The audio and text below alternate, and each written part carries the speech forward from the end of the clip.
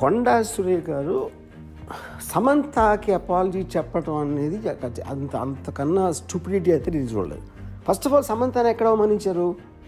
కొండా సురేఖ అవమానించలా, పొగిడారు. యాక్చువల్గా ఎందుకు పొగిడారంటే అక్కడ ఏమంటున్నారు ఆవిడ, నాగార్జున నాగ చైతన్య ఇద్దరు కలిసి ఒక మామగా, ఒక భర్తగా, ఒక కోడలిని, ఒక భార్యని తనకున్న ఒక ఆస్తి కాపాడుకోవడానికి వెళ్ళమని ఫోర్స్ చేస్తే తను కాదని చెప్పి విడాకులు ఇచ్చి వెళ్ళిపోయింది అని. అక్కడ సమంతకు అవమానం ఏంటి? సమంతని పోయినట్టు యాక్చువల్గా అవమానించింది ఎవరిని? అత్యంత జుగుప్సగా అవమానించింది నాగార్జున్ని, చైతన్య. అసలు దాని టాపిక్ ఎత్తట్లా, దాని గురించి ఇంతవరకు మాట్లాడలేదు ఎవరు. సో ఇప్పుడు ఇలాంటిది చెప్పడం కన్నా అంటే అక్కినేని కుటుంబం అంతా ఉన్న హుందాతనం, వాళ్ళకున్న extraordinary reputation, most dignified and reputed, అది ఒకసారి పక్కన పెట్టి ఏ ఇంట్లో అయినా ఒక మామని భర్తని ఇలాంటి ఆరోపణ నేనైతే నా జీవితంలో ఏం లేదు ఇలాంటిది. ఇది చాలా సీరియస్గా తీసుకుని నా రిక్వెస్ట్ నాగార్జునకి, చైతన్యకి ఇలా వదిలేయకుండా, మళ్ళీ ఇలాంటివి జరగకుండా ఇండస్ట్రీ అందరి కోసం, ప్రజలందరి కోసం కూడా సీరియస్గా తీసుకుని మర్చిపోలేని గుణపాఠం నేర్పించాలి. దీనికి తప్పిస్తే మన దగ్గర వేరే మార్గం లేదు.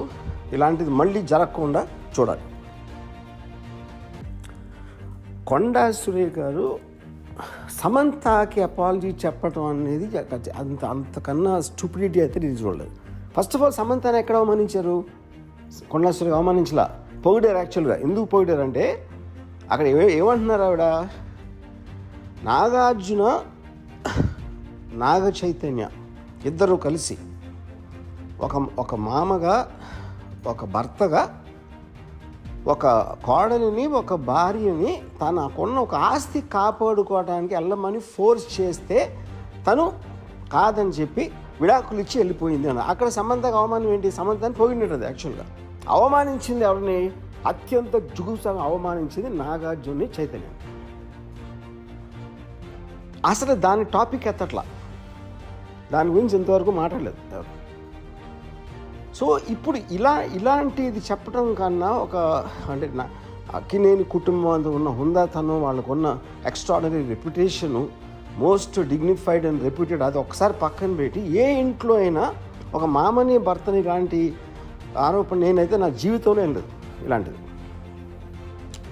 ఇది చాలా సీరియస్గా తీసుకుని నా రిక్వెస్ట్ నాగార్జునకి, చైతన్యకి ఇలా వదిలేయకుండా, మళ్ళీ ఇలాంటివి జరగకుండా ఇండస్ట్రీ అందరి కోసం, ప్రజలందరి కోసం కూడా సీరియస్గా తీసుకుని మర్చిపోలేని గుణపాఠం నేర్పించాలి. దీనికి తప్పిస్తే మన దగ్గర వేరే మార్గం లేదు. ఇలాంటిది మళ్ళీ జరగకుండా చూడాలి.